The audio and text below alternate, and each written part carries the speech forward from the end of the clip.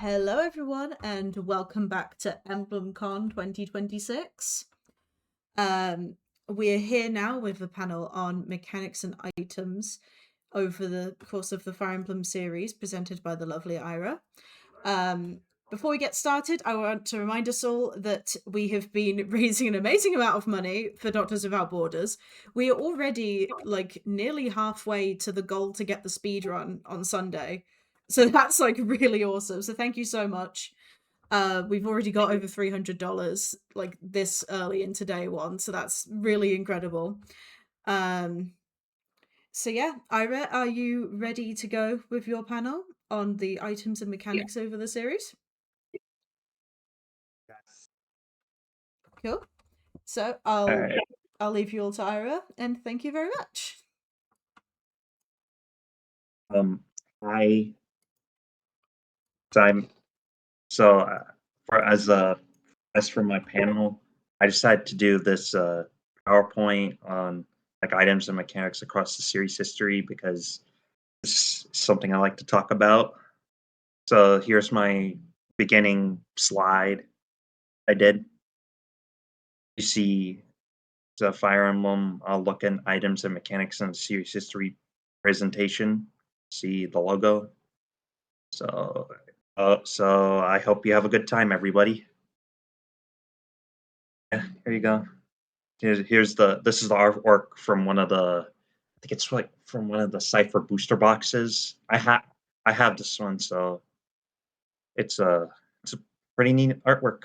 So I wanted to start with Arcanea, since it's the first continent in the Fire Emblem series. And what I did was I wanted to talk about the most legendary weapon ever, the falchion. Yeah, I consider it a symbol of the series personally. So you see there's many falchions. It's the most iconic Fire Emblem weapon. It was made by the divine dragon Naga, who sealed the way in the Fane of Ramen. It appears in multiple Fire Emblem games, such as every Arcanea game, which is like Fire Emblem, Shadow Dragon, and the Blade of Light, Fire Emblem Mystery and the Emblem, and their remakes on the Nintendo DS. And then it also appeared in Fire Emblem Awakening and Echoes Shadows of Valentia. So types of falchions, like I said, there's the Exalted Falchion. You see where Lucina is wielding it. That's her falchion. No, not the. Sorry. Exalted Falchion is Mark's falchion. I thought I was reading Parallel. Apologies. Parallel is Lucina's falchion, like right here. Exalted Falchion is Mark's falchion. It's the iconic one you see. And then there's Crom's falchion, and then there's Elm's falchion, and then in the Valentia games. And you can see right here, there's I decided to show the designs. This is Elm's falchion. This is either I'm pretty sure this is the parallel falchion, but Crum's and Lucina's falchion's designs are similar. You can see it right here. So some appearances and why it's the most recognizable artifact in the whole series. It appears in the Super Smash Brothers series, in the Super Smash Bros. Series, fighting game we all love. Some of the fighters wield falchion. Marth has it, Lucina has it, Crumb has it.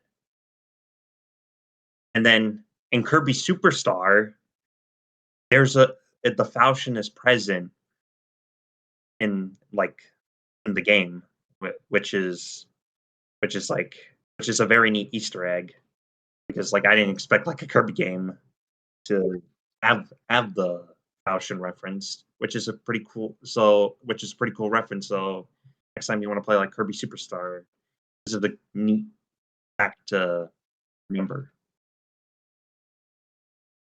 So next, Valentia. I decided to talk about dungeons in the franchise because they appear exclusively in these games. You control like Holm, Celica as the main like leaders, and then you can find like treasure, enemies to fight, and then there's like the Milla shrines. You can always like you find the Milla shrines to promote into classes. I know I have used. We all use anybody who's played these games know that. In I will say though, in Gaiden, it's more like 2D.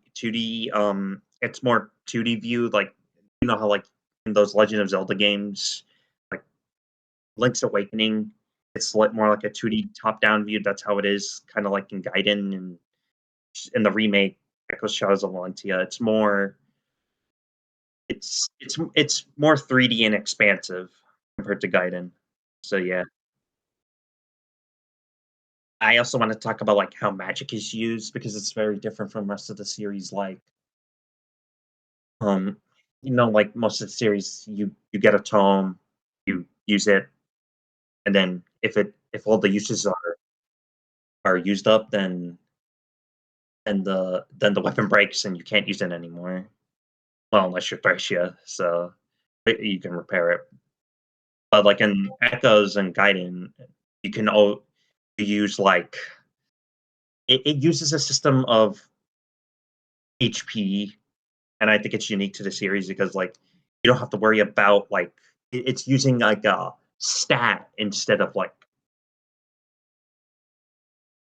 an actual weapon, and I find and it's very interesting to use with for strategies and maps. The only like downside is it consumes like in its uniqueness, it consumes HP, and if you don't have the proper HP values, you can't use it until you get healed up or something like that. So I find this like very unique and innovating for Magic, and personally, it's one of my favorites in the series. So, and I did to start off like Drip Draw, I decided to use Holy Blood, which is like direct inspiration for crests and Fire Emblem Three Houses because of like the powers. Holy Blood comes from the 12 Crusaders. Got all the 12 Crusaders right here. Units can either have like major or minor Holy Blood. If they have major Holy Blood, then they can wield like holy weapons, which are broken. They just give ridiculous stat increases and s- super growths. It's just broken. Yeah. Some can have multiple though. You can have multiple bloods. Some units can have multiple bloods. This can be mainly done through like Gen done through like Gen 2, like for the children. Like if someone gets paired up, they can have like multiple holy blood. They can have multiple holy bloods. There's major, minor. Usually, major matters more because the benefits of holy weapons. So here's are all the holy bloods available in the game. He's like I said. Here's examples. Here's here's Balder, Crusader Balder, Sigurd's ancestor. You can see like how it grants like 10% strength, a lot of HP, a lot of skill, a lot of luck. And then Ode, this is like Shannon's like ancestor. It allows having major holy blood will grant the use of like the Balmung, which is a really good sword in the second generation. Oh yeah, and like Balder, use Tierfing. Some of them grant skills as well, which like Tierfing grants Miracle, which is you see that on like other. It's a signature effect. So yeah, this is just examples of the power of Holy Blood and its impact on the series. For Thracia, I decided to go with the simple capture because this is the first game to ever introduce it. Not only player units can capture units, but enemies can capture units as well. It's a it's very how do I say this? I guess I guess it's very interesting in terms of gameplay because you can it can be used like for like bait tactics or like you can use like bait tactics if you want like an enemy to like immediately go for like someone without a weapon. If someone doesn't have a weapon, they they just get captured immediately unless you're like unless you're a cavalry or a flying unit, they get treated as like having max con, which means you can't capture them. And speaking of that, you need like higher con to capture them. If if if unit has max, and like I said, if unit has max con or they're a flying or a cavalry unit, they can't be captured no matter what, unless you like sl- having flying units. If there's a way to capture them, and that's by sleeping them. That's the only way you can capture them. That I did that in like some chapters to get their weapons. So yeah, I feel like it's a very interesting mechanic. The series has. I say some weapons. Okay, so here are some weapons in Thracia. Thracia is known for giving a lot of units personal weapons. So not the master. Well, the master weapons are just like master sword, lance, axe. The master sword is just like standard brave sword with more might and less hit. I want to focus on these two, the master and lance and axe. Like they're more like not only they're like more they trade more power, they have more power to trade for less hit, but they have a special unique gimmick of being 1 to 2 range, which is like no like that's the brave weapons usually don't have 1 to 2 range. So you could say this is like this is like a trade off for the hit. But shockingly, it's only for lance and axe and not for sword. And yet, like I said, there's personal weapons in the series. And name examples, the light brand. Previously in FE4, it can be used by anyone, but in FE5's can't. In FE5, it's only available to Leaf.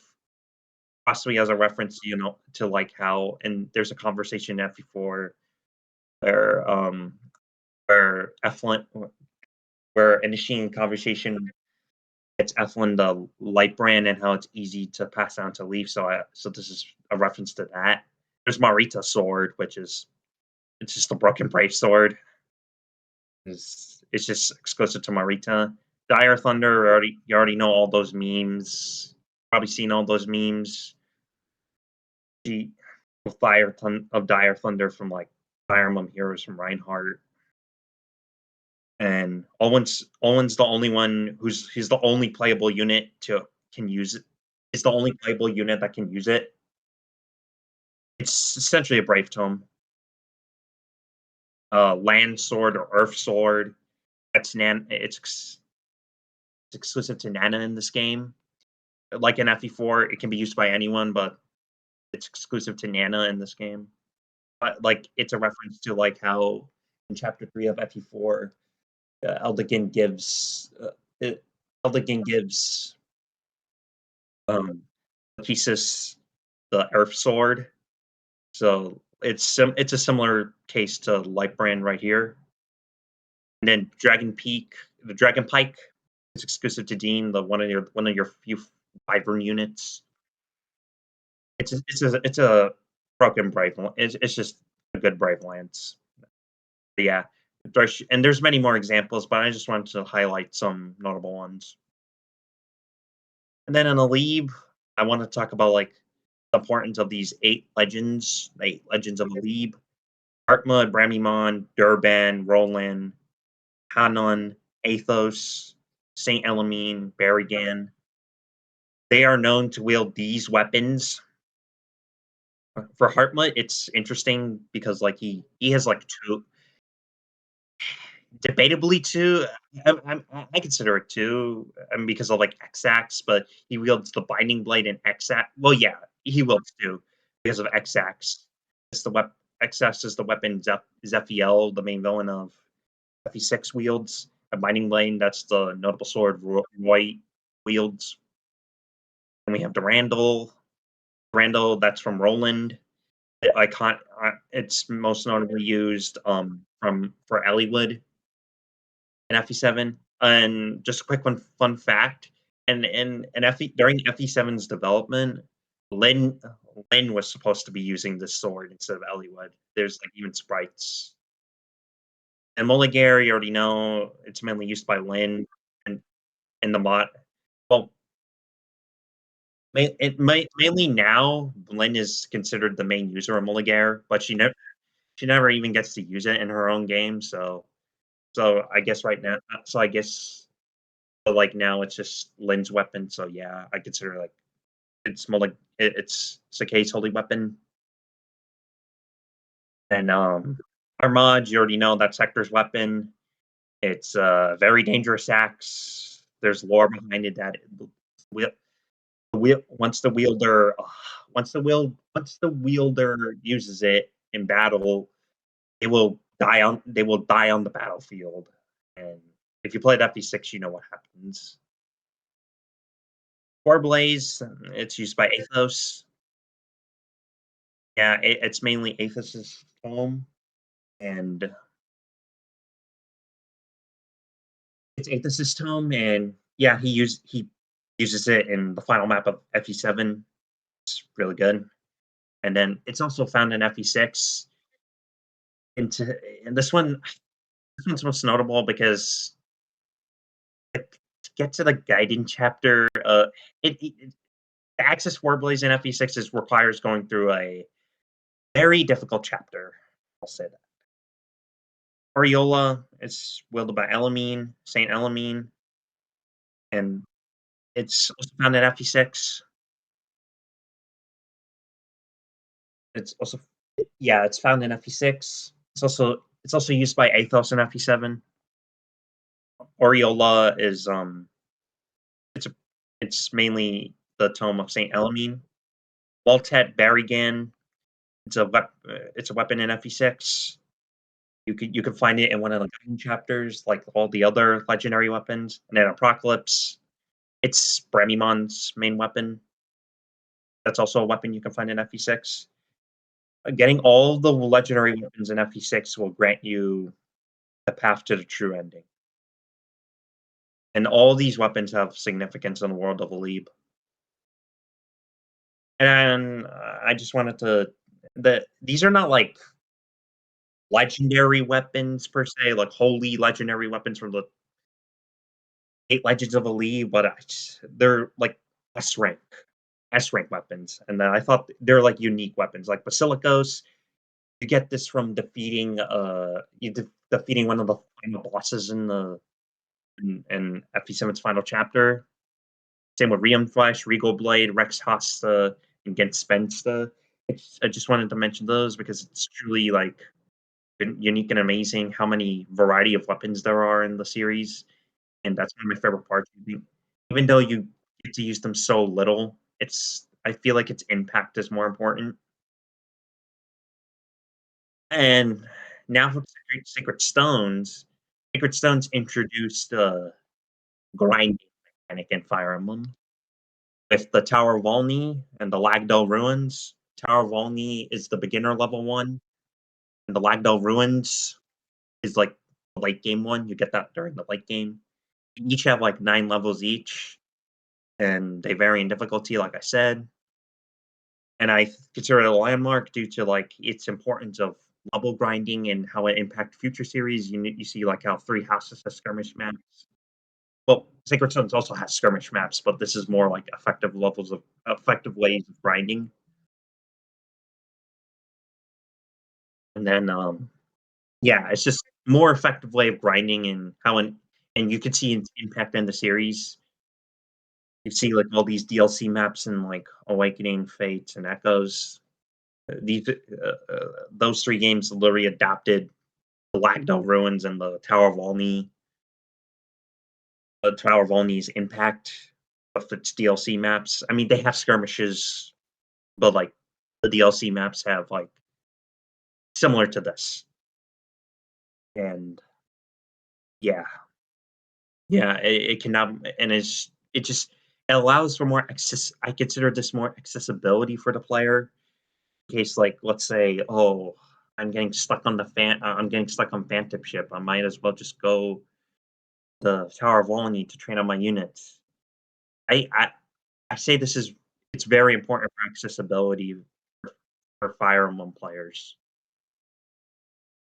And then, yeah, there's, like, legendary weapons in Land of Magville. You have the Garm, you have the twin weapons, the Siegmund and the Singlindi. You see right here, Ephraim wields the Siegmund, Erica wields the Singlindi, the Dauphinor, the legendary lance from Freya, Nidhogg, the sword, it's Joshua's sword, and no, not Nidhogg. Nidhogg is the bow. I'm sorry, confused. A Dolma. This is a Dolma. A Dolma is the Joshua sword. Nidhogg is Innis's legendary bow. You see him, or it's like any sniper, any unit with the S rank. Well, any unit with S rank in each of their categories can use these weapons, but you mainly like some standouts that usually Tana wields the Vidofener. Innis usually wields the Nidhogg. Joshua wields the Adolma. But like literally anyone can use it. And then Tellius, you already know Ragno and Elendite. They're the sister swords. Tina, they're considered the sacred treasures of Young. And probably they're wielded by Ike the Black Knight. You can see it in the epic fights they do on Path of Radiance, Radiant Dawn. They're truly like the holy swords of the world of Tellius. You can see right here, this is representing the holy treasures, and these are what the swords look like. This is just Ragnall, and Ragnall is also iconic for also appearing in Smash Bros because of Ike. That's you could clearly see it's a good weapon.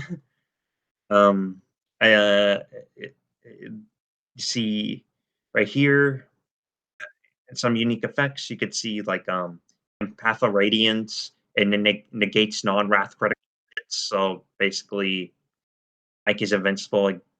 Ike is invincible against crits if it's not wrath, and it negates the blessing of the Black Knight and Ashnard. Basically, basically meaning Ike is like one of is a really good candidate for taking that Ashnard in the final map because he's one of the few units that can do it. And Iranian Dawn has the same stat bonus, +5 defense, but it cannot be removed from Ike's inventory, and Ike must be the last unit to defeat Ashura in the final boss, in the final map, in the tower. Then Alondite, you cannot use Alondite in Path of Radiance because it's stuck on the Black Knight, who's a boss, but you can use it in Radiant Dawn. Then in the Awakening and Fates games, I decided to focus on pair up for these two because pair up is such an interesting mechanic. I really like it. I really like pair up and the way it's unique in each entry of the series because like it, the benefits are just they're too good. The benefits are really good. It's like it, gives you the standard stat boost, help bonds between allies and units. Get that support rank up. Um, like I said, they vary between each game. Because because I guess the dev saw it was it was way too broken in the beginning.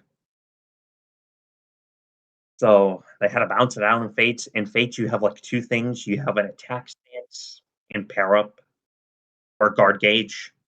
If you wanna attack with another, you're gonna have to be like separated, but like literally adjacent to the unit to initiate the attack way.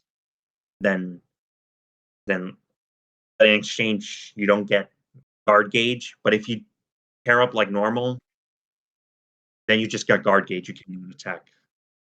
You cannot attack as well. So it's like it's I consider this as Awakening introducing it and Fate's tweaking it to make it more interesting in gameplay wise because like yeah, pair up was kind of broken in Awakening. You could see, but like, do you like how Fates gives you two options? It creates more strategies that way, which I used in my runs, and I'm pretty sure a lot of people have. So, so I like the diversity between these mechanics, and this is the one of the most iconic things in Fates and Awakening are the skills, and it's a fan favorite mechanic. They're probably the most in depth and unique skills in the series between these two games. First thing is like you must reach for certain skills, you must reach a certain level threshold. You know, like for example, like you get Astra as a level 5 swordmaster, you get Swordfarer at level 15. And it's and I say this because like it's more like sandbox. It's sandbox like, which I really it's really fun. Personally, I think it's really fun. I like the sandbox design of it, and I know many people, and I know many and then I know many players also like the system as well. I like how intelligent systems made it like more open. They made it open to like make players customize skills to the fullest degree. Like they have free reign. There's like ex- besides some gender exclusive classes, it's just free reign. You have like lots of creativity. Oh, yeah, you have lots of creativity, and it's just very open, which is very unique compared to the rest of the series. So yeah, then we have Foldland. Like I mentioned, crests. I mentioned crests back in the FB4 section. This is it. Crests and the weapons. This time it's from the 10 elites who fought alongside Nemesis in the War of Heroes against right Lady Saros. So then you have like Sharon who wielded the Thunderbrand, Goneril who wielded the Fresco, Daphno who wielded the Lewin, Lathan who wielded Erebar, Gautier wielded Lance of Ruin, Oscar wielded the Thyrsus, Regan wielded Failnaught, Fraudali Darius wielded the Aegis Shield, Dominic wielded Crusher, Lamine wielded Raphael Gem, and Maurice wielded the Bluck Gang. There's total like 11. Maurice was erased from history. So most notably, Catherine, uh, Thunder Catherine. Catherine is most notable wielding the Thunderbrand, Dimitri wielding the Arid Bar, Claude wielding the Failnaught, because they all have the crests of these 10 elites. So yeah, you see all the 10 elite, all the elites. They work for Nemesis. They fought alongside Nemesis again in the War of Heroes. Then, yeah, I forgot one thing. When it's you need like at least a crest to wield a uh wield a under the weapon to wield the weapon, the crest weapons, but the relics, yeah, wield the relics without taking major penalties. Like all you need is a crest, but if you have the matching crest, you can gain a special combat art, like you see Dimitri at Atrocity. If you have no crest at all, then you take like major penalties from wielding these weapons.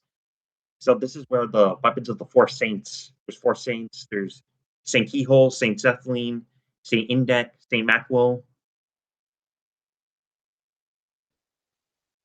Um, Spear. There's the Spear of Assel for Keyhole, Caduceus Staff for Zethlin, Van Exhaustible for Indec, the Sword of Bagalta for Macwell. Like these are just like the church weapons, and unlike the heroes relics, anyone can wield them. Even Crest. You see that one paralogue with Linhart and Leone. Like they wanted to get a better weapon, so they went to Saint Index. They went to find the treasure of Saint Indec, and it's literally mentioned that Leone can use it without like taking penalties. So yeah, this is I decided to talk about these weapons because like they're unique, as in like they're not considered heroes relics, but they're special weapons that anyone can use without penalty. You can see like I'm pretty sure there's like a wider image that shows like all the four saints next to the goddess of Odin. And Elios, this was you. I want to talk about emblem rings. Everybody knows if you played Engage, you know this is the main thing because it was the third. It was used to celebrate the 30th anniversary of the FE franchise.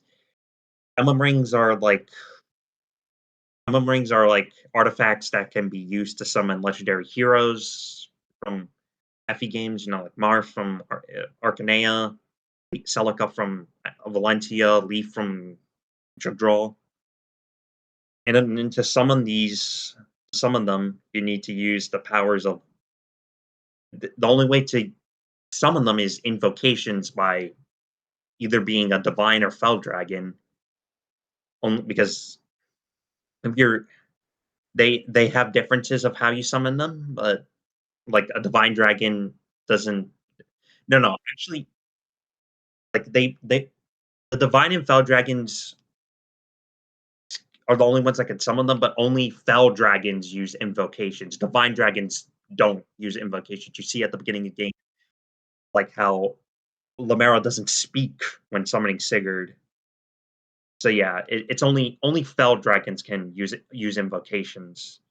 You see how that's foreshadowing for like Alir, how they see the difference of like how they say like shine on emblem of the beginnings or care for us emblem of echoes.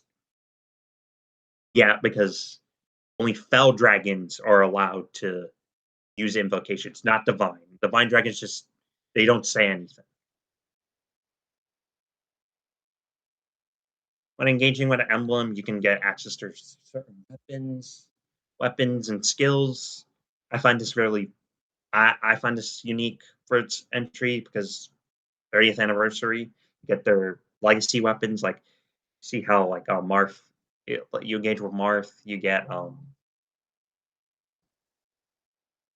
with Marth, you get the rapier, you get his rapier, you get his Mercurius, you get his exalted falchion. And then you also get like a special finisher attack move, like their engage attack. So, like Marth gets Lodestar Rush, Celica gets Warp Ragnarok, Lyn gets Extra Storm, Corrin gets Torrential Roar, Ike gets Great Ether. And you can either use it with you can either use it with their emblem weapons or just literally any other weapon compatible. Like it has to be a compatible weapon. So let's say you're a sniper that's using Ike Ring and you want to use Great Ether, but your only option is bows. You're gonna be forced to use like one of his engage weapons because you don't have access to any other compatible weapon, like other axe or sword. And there's like and some engage attacks are like support oriented, like Byleth. Byleth is the main one because he grants Goddess Stance. It's mainly just a broken dance. And then or like for certain engage attacks are locked to certain weapons. Like horns, you get like her dragon fang, or the three houses bracelet. You're locked to using a mirror, air to bar, and tail knot. So yeah, I do like the differences between the engage attacks and how engaging works in Fire Emblem Engage. Then a little bonus because we're too impatient. We're too like we're like tired of waiting for news and and like we want more news. Come on, intelligence systems, just give us more news. But yeah, I just want to do a little quick bonus round. Like one of the new things we saw in Fortune's Weave, the new Fire Emblem game. See Dietrich, he's wielding a sword relic called the Answeric. We never seen that in Three Houses. Looks like the Crystal Lamin hired for it because he has the crystal.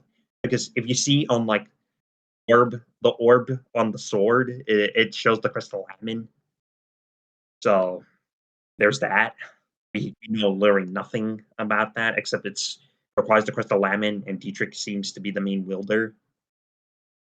And there's this very new class called Flying Ornus Rider, which is kind of like it's like a it's a unique class. I mean, it seems like Wyvern like.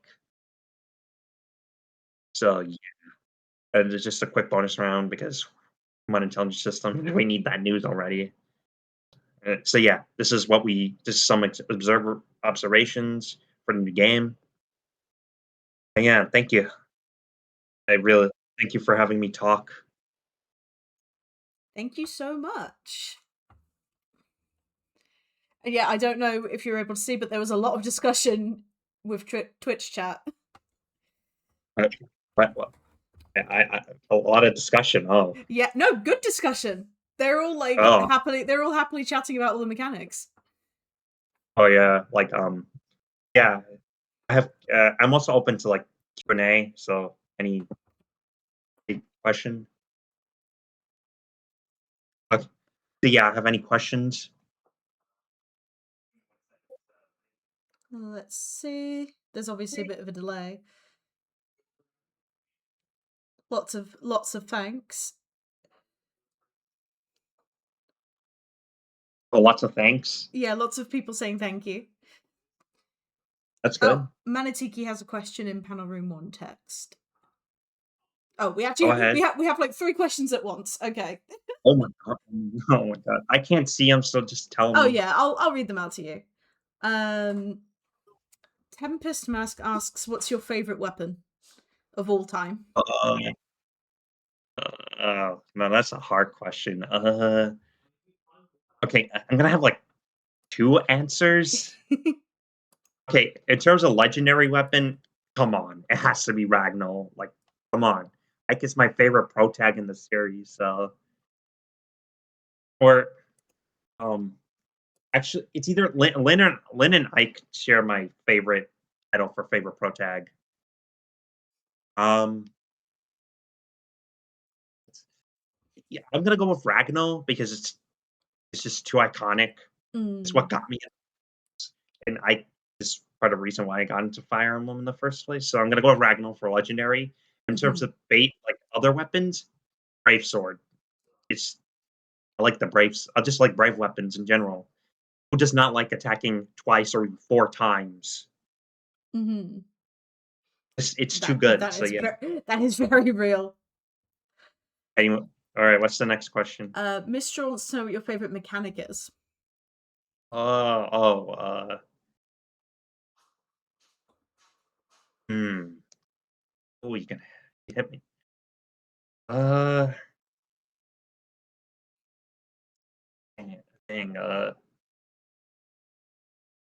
Oh. Okay. Hold on. Okay. I think I got it. I think I like. It's a tie between combat arts and Kanto. Kanto because like uh just I can attack and get away safely. It's too broken to use, and I just like Kanto because it's too addicting to use. And why the heck would you not like move move across like Mm. map without like you don't have to face any like danger. And then I also like combat arts because like they help me get to three houses maddening early game without like banging my head against the wall. Hmm. No, no, no. I just like the combat arts in general. They're fun, unique. Oh yeah. Oh wait. Actually, pair up is the best Yeah. mechanic in the series. No, no question. It's pair up. It's too addicting. Can throw your little Oh characters yeah. together. Oh wait. I'll also add to my favorite weapon. Yeah, the Yato. I adore Korin. I love Korin a lot. Which, just the plain old Yato, or like Omega Yato. Omega Yato. the chainsaw? Chainsaw. Yeah. Chainsaw sword. Yeah. The chainsaw is very iconic. Yeah. Yeah. So yeah, I love Korin. So yeah, and yeah, there. And then what's the next question? Um, let's see. I guess the last one would be like, do you have any comments about the three regalia from Arcanea? Three regalia from Arcanea. Mm. You mean some Mercurius, Gradavis, and hold on. Alparthia. Mm. I love them. I love Arcanea a lot. It's probably tied for my favorite continent in the Fire Emblem series. Mm. So yeah, they're badass. I mean, they're really great. They're really Mm. awesome, That. cool looking, like legendary. Mm. Um, I do think getting the Gradavis is a bit hard. Is it hurts my heart a bit in FE1 because you have to defeat Camp Camus and yeah. Mm. So yeah, I really like all the regalia. I love recruiting George and using the Parthia immediately. I love Mercurius. I just love Mercurius for its easy EXP. Well, all of them grant double EXP, but I don't know. I just like using swords more, so I prefer the Mercurius. The Gradavis is also great. You That see might. me Yeah. in FE3, in my FE3 runs. I always use Sheeta with them Curious, and Good it's taste. too fun, too fun to use. I do not care. It's too fun to use. That might Yeah, answer the other question that I saw, which is what's your favorite weapon type? oh, sword. Yeah. Uh, It sword. sounded No, no. like it. Swords slash daggers. Thank Fair. Master Ninja and Fates for making me like daggers. It's Master Ninja. Did you not like them in Radiant Dawn? Get ready. We can. Like kind of sucked. I do Boo. like Volk. No, that's Volk fair. was no, Volk was So, how'd awesome. it go? We're still in the panel. Okay, well, have fun. I mean, Volk is amazing though. I always use him in my Radiant Dawn runs. He's too cool, so I always use Volk. I'll say that. That's fair. That's fair. I think that was it for the questions. I see. All right. So thank you all for letting me speak and letting me gush and letting me try my best. So I Hmm. hope you enjoyed. Thank you. I think it's safe to say we all have. To say they, it's That's like great. no, we. Yeah. So thank you so much. Um. Thank you. And I'll, just mhm, one final note. mhm. Just one final. I think the main thing to take away, at least every game has something for everyone. So at Mhm. least try to play them all as much as you can. It has something for everyone. Thank you so Sure. much. That is true. That's true. Mm-hmm. Okay. Right. Well, Can I thank stop? you. I Yep. stop sharing? Yep. All right. And I'll stop the stream now. Thank you so much, everyone, for watching. Our next panel will be in about an hour's time, and that's Vibe Check, which is one of our game show panels by Lightning. I'm honestly not totally sure. I'm in it, and because of that, I've decided to find out as little as possible. I'm going to truly vibe check it out. But All it's right. a Thank you, character guessing everyone. game. Thank you so much, everyone, for watching, and thank you, Ira, for the lovely panel. And we will see you all in an hour. Thank you. Yeah. And yeah, anyone is Yeah, anyone's free to go. Hello. Yo, how's it going, crew? It's going all right. I was aiming to sneak in right at the right after because I'm like, Oh, oh, it's 4 o'clock. I think it's done. That's how it was. And I'm like, oh, I'm too early. Yeah, the panel actually started. It started late, but it like went under, so it was like barely over. So Okay. we were doing like a very quick Q&A at the end. So you didn't Well, interrupt that's not like too the bad. panel proper. It was just very funny. Okay. I tried to time it as good as Sorry. possible, but Well, that was not good time. No, what? Misty's here to bully me? What's this? Yeah, the dynamics You know are what? swapped She's not this feeling good. year. She can bully me. It's guys, I okay. get to be mean to everyone this year because I'm grouchy. Yeah, she's not feeling good. She's sleepy. She needs to go to I bed. got a 2-hour nap. Don't We're do bread. good. Anyway, my mom's kind of noisy, so I'm gonna hop off. But you guys have fun, okay?